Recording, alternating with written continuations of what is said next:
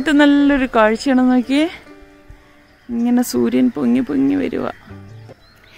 എല്ലാവർക്കും സലു പ്ലസിലേക്ക് സ്വാഗതം. ഞാൻ സമീറ. അപ്പം നമ്മളുടെ ഇന്നത്തെ പ്രഭാതമാണ് ഈ കാണുന്നത്. നല്ല ഭംഗിയുള്ള ഒരു പ്രഭാതമാണ് കേട്ടോ.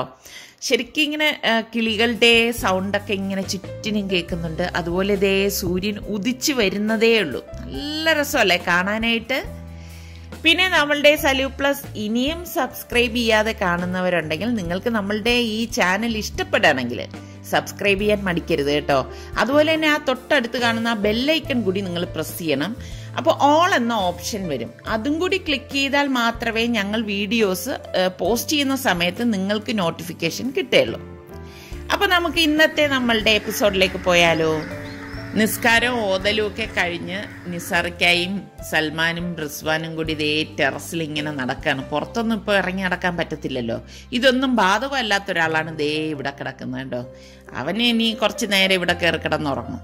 ഇന്ന് നോമ്പായതുകൊണ്ട് പിന്നെ എനിക്ക് ബ്രേക്ക്ഫാസ്റ്റ് ഒന്നും ഉണ്ടാക്കണ്ട. അപ്പം എനിക്ക് അല്ലാതെ തന്നെ കുറച്ച് പണിയുണ്ട്. അപ്പം ഞാൻ അതൊക്കെ ചെയ്യാനായിട്ട് പോവാണ്. നമ്മൾ ഇപ്പോഴല്ലേ മുളക് ഉണക്കി ഉപ്പൊടിച്ചത്? ഇനിയിപ്പോ നോമ്പൊക്കെ വരെയല്ലേ, ഇനി കിട്ടോ കിട്ടൂലെന്നൊന്നും അറിയത്തില്ലല്ലോ. ഓക്കെ, നല്ല കണ്ടപ്പോ അങ്ങ് വാങ്ങി. ഇനിയിപ്പം ഈ പറഞ്ഞ മാതിരി കാശ്മീർ വലിയൊരു പണി വേറെ കിടക്കുകയാണ്. ഇതിന് ഞെട്ട് കഴിക്കല്ലേ. അപ്പൊ ഇത് ഉണക്കിയ ശേഷം ഞാൻ ഇനി ഞെട്ട് കളയും. 2 കിലോ മുളക് വാങ്ങിച്ചു. അപ്പൊ ആദ്യം 1 കിലോ കഴുകിയിട്ട്. പൈപ്പിൽ വെള്ളമില്ല, പൈപ്പിൽ വെള്ളം കുറവ്. ഇതിനകത്ത് വലിയ അഴുക്കില്ല. മല്ലി അന്ന് കഴിയപ്പോഴാണ് അഴുക്കുണ്ടാവും. നമ്മളത് കഴുകി എടുക്കുമ്പോ അറിയാം. നന്നായി കഴുകണം. ചൂടാണ് സമയം. വെയില്, ഈ വെയിലാണെങ്കിലേ വെയിലിന് ഉണങ്ങി കിട്ടും. ചാള് ഉണങ്ങി കറുത്തു പോകും. നമ്മളാകെ അമേരിക്കക്കാരെ പോലെ ഇരിക്കുന്നുണ്ട്.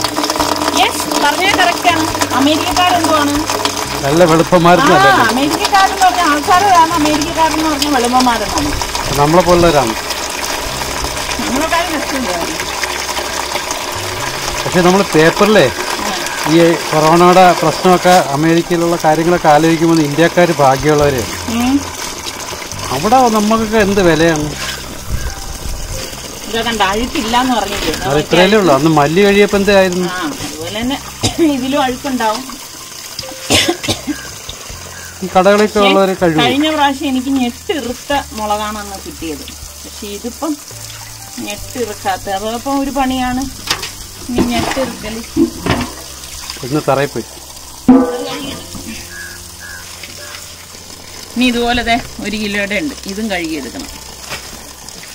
എനിക്ക് മല്ലിക്ക് അധികം ചെലവില്ല, മുളകിനാണ് ചെലവ് കൂടുതൽ. അത് നീ ഇതുപോലെ കഴുകിയൊക്കെ ചെയ്യുന്നു. ഈ നമ്മൾ കടകളിലൊക്കെ വാങ്ങിക്കത്തില്ലേ മുളക്, അവരൊക്കെ ഇത് കഴുകിയിട്ടാണോ ഈ പാക്ക് ചെയ്യുന്നത്? കേട്ടെ, അവർ പറയുമ്പോൾ വലിയ വർത്തമാനമൊക്കെ പറയും. അവരൊന്നും കഴുകത്തൊന്നുമില്ല. വെയില് പോയി. നല്ല രസമുള്ള സമയം. വെയിലും കുറഞ്ഞു. ഞാൻ മുളക് സാധാരണഗതിയിൽ അതും കാണിച്ച് ഇത് കാണി. ഇനി ഒന്നും കൂടെ ഉണ്ടോ? അപ്പൊ ഇതുപോലെ ഉണ്ടെന്ന് വെള്ളത്തിൽ ഇത് കഴുകി മാറ്റിയിട്ട് ഇത് കഴുകും. 2 കിലോ ഞാൻ വാങ്ങിച്ചതാണ്. സാധാരണഗതിയിൽ ഞാൻ മുളകോ മല്ലിയോ വെള്ളത്തിൽ ഇട്ടാൽ മതി. കാർമയോ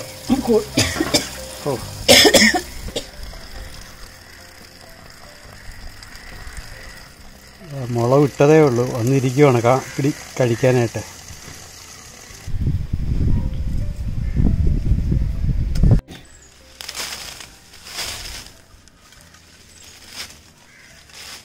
ഒന്ന് കൊടുത്തേട്ടോ അതിന്. പിന്നെ അത് പറഞ്ഞു വേള്ളൂ.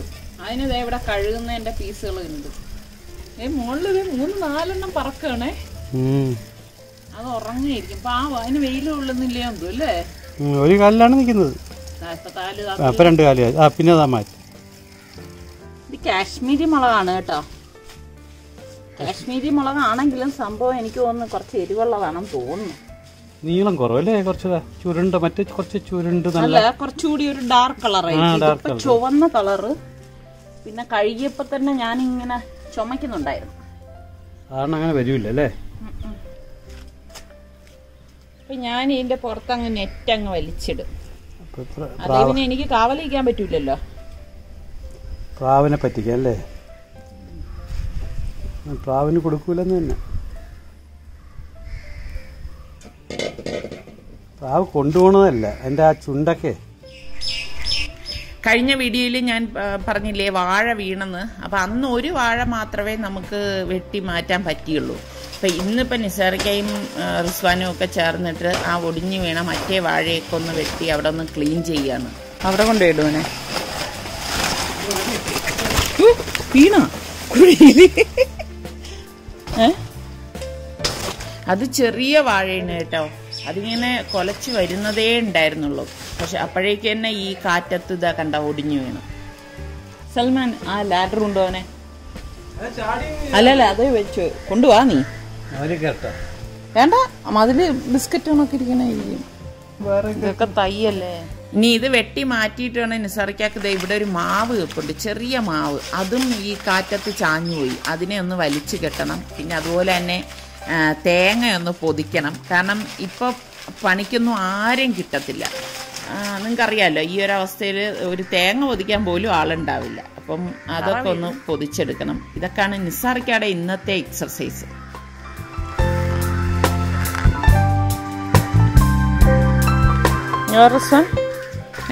എപ്പോഴും ലാഡറിന്റെ ഇവിടെ ശരിയാക്കിയിട്ടേ കയറാവൂ.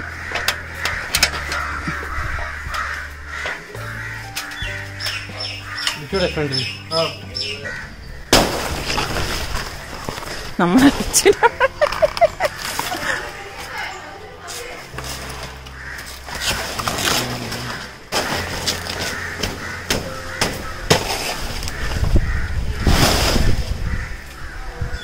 വയറാണ് അതിനെ പൊക്കി വെച്ച് കേട്ടാ പോരെ.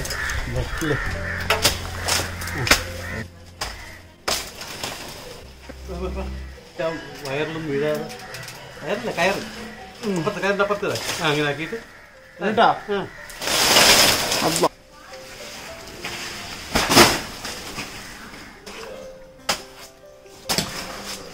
അങ്ങനെ നമ്മച്ചൊക്കെ നടന്നു പോകാനുള്ളതാണ്. അവിടെ ബാക്കിൽ കൊണ്ടുപോയി ഒതുക്കിയിട്ട് അങ്ങനെ വാഴത്തട എടുക്കുന്ന മഹാസംഭവത്തിലേക്ക് കടന്നിരിക്കുകയാണ്. അതിന്റെ ഉടുപ്പ് ആദ്യം വരണം. കുറച്ചുകൂടി ഇവിടെ വഴിയിലിടല്ല മനു.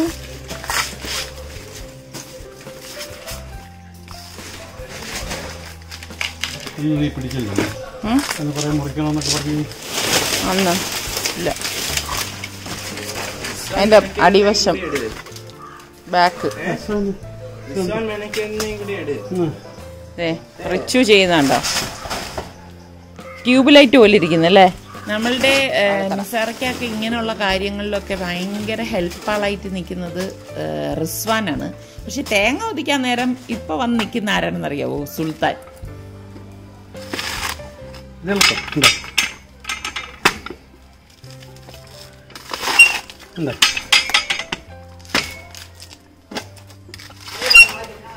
സംഭവം ചെയ്യും.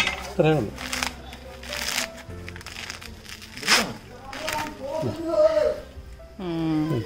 മൂന്നായിട്ട്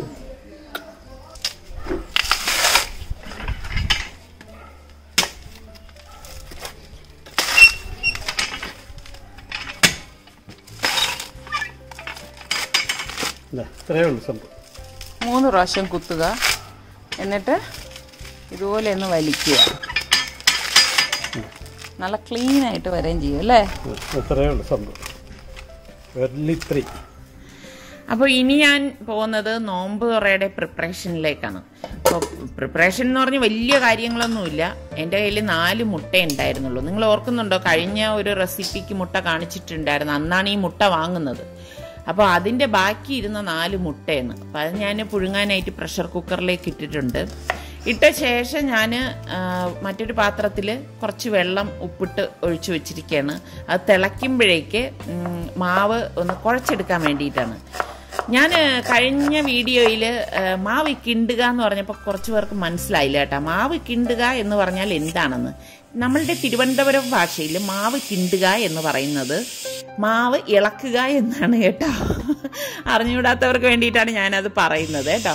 അപ്പോൾ ലാംഗ്വേജ് ഈ പറഞ്ഞ മാതിരി അങ്ങോട്ടും ഇങ്ങോട്ടും പറയുമ്പോൾ ചിലത് നിങ്ങളുടെ ലാംഗ്വേജ് എന്താണെന്ന് എനിക്ക് മനസ്സിലാകാറില്ല. കാരണം കമൻസ് വരുമ്പോഴേക്കും ഞാനപ്പോൾ ഇങ്ങനെ ക്വസ്റ്റ്യൻ മാർക്കിട്ട് ചോദിക്കാറുണ്ട്. അതൊന്നും പ്രശ്നമല്ല. അപ്പോൾ നമുക്ക് മുട്ട റെഡിയാക്കാൻ വേണ്ടി ഞാൻ ദേ ഇവിടെ ഒരു പാൻ വെച്ചു. അതിലേക്ക് എണ്ണ ഒഴിച്ചു. ഉലുവ, ഗ്രാമ്പു, പട്ട ഇതൊക്കെ ഇട്ട ശേഷം ഇതുപോലെ സവാളയിട്ട് വഴറ്റി. ആ സമയം ഞാനവിടെ മാവ് കുഴച്ച് വെച്ചിട്ടുണ്ടായിരുന്നു. അപ്പോൾ അത് എളുപ്പത്തിന് തയ്യാറാക്കാൻ വേണ്ടിയിട്ട് ഞാൻ ദേ നമ്മളുടെ പ്രീതി സോഡിയാക് 2.0 ഇട്ടിട്ടൊന്ന് കുഴച്ചെടുക്കുകയാണ്. അതിൽ കുഴച്ചെടുക്കുന്നതിൻ്റെ ഓപ്ഷനുണ്ട് കേട്ടോ.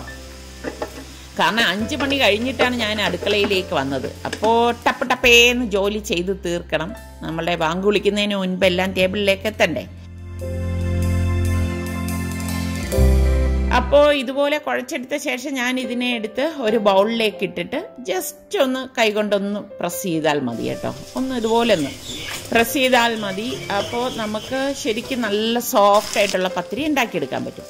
അപ്പോൾ സവാള വഴറ്റിയതിലേക്ക് ഞാൻ ജിഞ്ചർ ഗാർലിക് പേസ്റ്റും കൂടി ഇട്ടിട്ട് വഴറ്റി കൊടുക്കുകയാണ്. പിന്നെ നമുക്ക് എരിവിന് ആവശ്യത്തിനുള്ള പച്ചമുളക് ഇട്ട് കൊടുക്കാം. ഞാനിവിടെ 2 പച്ചമുളകാണ് ഇട്ട് കൊടുക്കുന്നത്. അപ്പോൾ ഇതിൻ്റെ എല്ലാം ഡീറ്റെയിൽ ആയിട്ടുള്ള വീഡിയോ ഞാൻ സലൂ കിച്ചനിൽ പോസ്റ്റ് ചെയ്തിട്ടുണ്ട്. അപ്പോൾ നിങ്ങൾക്ക് അത് നോക്കിയാൽ കിട്ടുന്നതാണ്. അതല്ലെങ്കിൽ ഞാൻ ഇതിൻ്റെ ഡിസ്ക്രിപ്ഷൻ ബോക്സിൽ കൊടുത്തിരിക്കാം. പിന്നെ ഞാൻ ഇതൊന്ന് വഴണ്ട് വന്ന ശേഷം ഇതിലേക്ക് പൊടികൾ ഇട്ടെടുക്കുകയാണ്. മഞ്ഞൾപ്പൊടി, അതുപോലെ തന്നെ മല്ലിപ്പൊടി, കാശ്മീരി ചില്ലി പൗഡർ, ഗരം മസാലപ്പൊടി ഇത്ര ഇട്ടിട്ടൊന്ന് വഴറ്റി കൊടുക്കും. ഇങ്ങനെ വഴറ്റിയ ശേഷം ഞാൻ ഇതിലേക്ക് 2 തക്കാളി അരിഞ്ഞിടും. അതുപോലെ പലരും എൻ്റെ അടുത്ത് ചോദിക്കും കേട്ടോ, മീൻകറിയൊക്കെ വെക്കുമ്പോൾ തക്കാളി ഇടത്തില്ലേ ഇത്താന്നൊക്കെ ചോദിക്കും. ഞാനങ്ങനെ ഒന്നിനും അതൊക്കെ കൃത്യമായിട്ട് ചേർത്തൊന്നുമല്ല പല കറികളും ഉണ്ടാക്കുന്നത്. എല്ലാം വ്യത്യസ്തമായിട്ടുള്ള രീതിയിലാണ് എൻ്റെ കറികൾ പോകുന്നത്. അത് നിങ്ങൾക്ക് നോക്കിയാൽ മനസ്സിലാവും. എല്ലാം നല്ല ടേസ്റ്റോടുകൂടി തന്നെയാണ് പടച്ചോ സഹായിച്ച് ഉണ്ടാക്കുന്നത്. നിങ്ങൾ വേണമെങ്കിൽ ഒന്ന് ട്രൈ ചെയ്ത് നോക്കുക. അല്ലാതെ നമ്മൾക്ക് എല്ലാത്തിനും തക്കാളി ഇട്ടാലേ ശരിയാവൂ, അല്ലെങ്കിൽ ഇതിട്ടാലേ ശരിയാവൂ എന്നൊക്കെ ഉള്ളത് തെറ്റായ ധാരണയാണ്. നമ്മളുടെ കയ്യിൽ എന്തുണ്ടോ അത് വെച്ച് ടേസ്റ്റി ആയിട്ടുള്ള ഫുഡ് ഉണ്ടാക്കുക, അത്രയേ ഉള്ളൂ. ഞാൻ ഈ മാവെടുത്തൊന്ന് പരത്തിയെടുക്കാൻ, ഇതുപോലെ വേണം പരത്തിയെടുക്കാനായിട്ട്. അപ്പം ഈ പരത്തുന്ന സമയം തന്നെ ഞാൻ പാൻ ചൂടാക്കാൻ വെച്ചിട്ടുണ്ടായിരുന്നു. അപ്പോൾ ചൂടായ പാനിലേക്ക് ഈ പരത്തിയ മാവിട്ടിട്ട് തിരിച്ചും മറിച്ചും ഇട്ട് ഇതൊന്ന് ചുട്ടെടുക്കും. അപ്പം നമുക്കിത് പാകത്തിന് റെഡിയായോ എന്ന് മനസ്സിലാവുന്ന എങ്ങനെയാണെന്ന് അറിയാവോ? നമ്മൾ തിരിച്ച് മറിച്ചിട്ട ശേഷം ഇതിങ്ങനെ പൊന്തി വരും. പത്തിരി ഇതുപോലെ പൊന്തി വന്നാൽ മാത്രമേ അത് നല്ല സോഫ്റ്റ് ആയിരിക്കത്തുള്ളൂ. അപ്പോൾ ബാക്കിയിരിക്കുന്ന ആ മാവ് ഞാൻ ഇതുപോലെ തന്നെ പരത്തി ഇതുപോലെ ഇട്ട് ചുട്ടെടുക്കുകയാണ് ചെയ്യുന്നത്. അപ്പോൾ ഇതിനിടയിൽ എന്തെങ്കിലും പണികളുണ്ടെങ്കിൽ ഞാൻ ഇതിൻ്റെ ഇടയിൽ അങ്ങ് ചെയ്ത് തീർക്കുകയാണ് ചെയ്യുന്നത് കേട്ടോ. എങ്കിലും മാത്രമേ നമുക്ക് ടപ്പേന്ന് പണികളൊക്കെ ഒതുക്കാൻ സാധിക്കത്തുള്ളൂ. സൽമാൻ ഇഷ്ടം ഈ ഒരു പത്തിരിയാണ്. അപ്പോൾ നമ്മളുടെ മുട്ടക്കറിയുടെ മസാല ഇവിടെ റെഡി ആയിട്ടുണ്ട്. അതിലേക്ക് ഞാൻ ഏകദേശം ഒരു 2 കപ്പോളം നല്ല കട്ടിയുള്ള തേങ്ങാപ്പാൽ ഒഴിച്ചു കൊടുക്കുകയാണ്. ശരിക്കും എനിക്കിങ്ങനെ തേങ്ങാപ്പാൽ ഒഴിക്കാതെ നേരത്തെ ആ ഒരു ടെക്സ്ചറിലിരിക്കുന്ന കറിയാണ് ഇഷ്ടം കേട്ടോ. ആ ഒരു കളർ നഷ്ടപ്പെടുത്താൻ എനിക്കിഷ്ടമില്ല. പക്ഷെ ഞങ്ങൾ ഇത്രയും പേരില്ലേ, അപ്പോൾ എല്ലാവർക്കും കറി എത്തണ്ടേ, അതിന് വേണ്ടിയിട്ടാണ് തേങ്ങാപ്പാലൊക്കെ ഒഴിച്ചു വെക്കുന്നത് കേട്ടോ.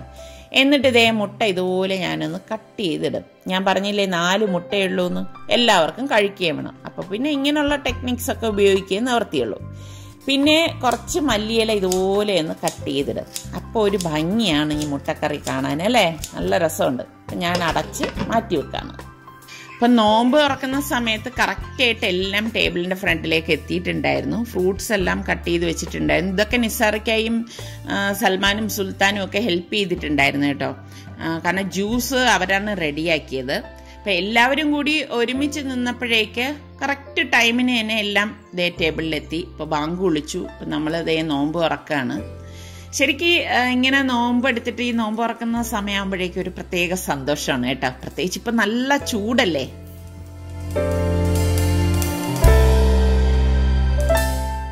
പിന്നെ നമ്മൾ മെയിൻ കോഴ്സ് കഴിക്കുന്നത് നിസ്കാരവും ഓതലും ഒക്കെ കഴിഞ്ഞ ശേഷമാണ്. അപ്പോൾ ഇന്നത്തെ മെയിൻ കോഴ്സ് എന്ന് പറഞ്ഞാൽ നിങ്ങൾ കണ്ടല്ലോ, പ്രത്യേകിച്ചൊന്നുമില്ല, പത്തിരിയും നല്ല കിഡിലൻ മുട്ടക്കറിയും, അതുപോലെ സ്പെഷ്യൽ ഒരാൾ ഞങ്ങളുടെ ടേബിളിൽ നിന്നുണ്ട് കേട്ടോ. ഉച്ചത്തെ വാഴത്തട തോരനാണ് ഈ ഇരിക്കുന്നത്. അപ്പോൾ ഈ ഭക്ഷണം എടുത്തു വയ്ക്കുന്ന സമയത്ത് തന്നെ ഞാൻ അതെല്ലാം റെഡിയാക്കി വെക്കും. പത്തിരിയാണെന്നൊന്നും നോക്കത്തില്ല, പിള്ളേർക്ക് കഴിക്കാൻ വേണ്ടിയിട്ട് നിസ്സാറിക്ക വെച്ച് കൊടുക്കും എല്ലാവരുടെയും പ്ലേറ്റിൽ. അപ്പോൾ ഇതൊക്കെ നമ്മൾ ഈ പറഞ്ഞ മാതിരി നമ്മളുടെ വീട്ടിലുള്ള സൗകര്യങ്ങൾ വെച്ചുള്ള വെജിറ്റബിൾസ് കിട്ടിയാൽ അത് മാക്സിമം കുട്ടികളെ കൊണ്ട് കഴിപ്പിക്കുക. എനിക്കത് വലിയ ഇൻട്രസ്റ്റ് ഉള്ള കാര്യമാണ് കേട്ടോ. അപ്പോൾ ഇത് കാണുമ്പോൾ നിങ്ങൾ വിചാരിക്കും ഞാൻ വാങ്ങിയ പച്ചക്കറിയാണെന്ന്. ഞാൻ വാങ്ങിയ പച്ചക്കറിയൊന്നുമല്ല, എൻ്റെ അനിയത്തി എനിക്ക് കൊണ്ടുവന്ന് തന്നതാണ്. അവളുടെ കൃഷി സ്ഥലത്ത് നിന്ന് അവൾ കൃഷി ചെയ്ത് എടുത്തതാണ്. ബ്രിഞ്ചാള്, പപ്പായ, നല്ല ക്യൂട്ടായിട്ടുള്ള മല്ലിയിലയും അതുപോലെ തന്നെ നല്ല മണം കേട്ടോ, അടിപൊളി. പിന്നെ നമ്മള് മല്ലി ഉണക്കി കൃഷി ചെയ്തിട്ടാണ്. അല്ല ഇതിപ്പോ ഞാനിപ്പോ കറിക്ക് എടുക്കില്ല, കൊള്ളാം കേട്ടോ. പിന്നെ അതുപോലെ ഇത് നോക്കി, ഇതാണ് എനിക്ക് ഭയങ്കര ഇഷ്ടപ്പെട്ടത്. നല്ല ക്യൂട്ടായിട്ടുള്ള കോളിഫ്ലവർ അല്ലേ, ബൊക്കെ, ഒരു ബൊക്കെ പോലെയല്ലേ. എനിക്ക് ഇങ്ങനെയുള്ള ഭംഗിയായിട്ടുള്ള ഐറ്റംസ് ഒക്കെ കിട്ടുമ്പോഴേ സത്യം പറഞ്ഞാൽ ഉപയോഗിക്കാൻ ഇച്ചിരി മടിയാണേ. ഇനിയിപ്പോ ഇതിന്റെ ലീഫൊക്കെ ഞാൻ എടുത്ത് കളഞ്ഞിട്ട് കറി വെക്കണ്ടേന്ന് ആലോചിക്കുമ്പോഴാ ഒരു വിഷമം. സ്ഥലമുള്ളവരൊക്കെ ഇതേപോലെ കൃഷി ചെയ്യാൻ നോക്കുക. നമ്മുടെ സർക്കാർ ഇതാണ് പറയുന്നത്, നമ്മുടെ വീട്ടിൽ തന്നെ ഉൽപ്പാദിപ്പിക്കുക. അതെ.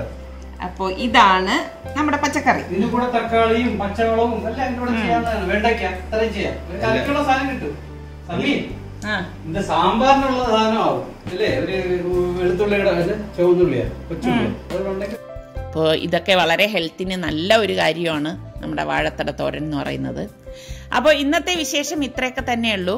അപ്പോൾ ഇനി അടുത്ത് നമുക്ക് നല്ലൊരു എപ്പിസോഡുമായി വരുന്നത് വരെ എല്ലാവർക്കും ബൈ ബൈ.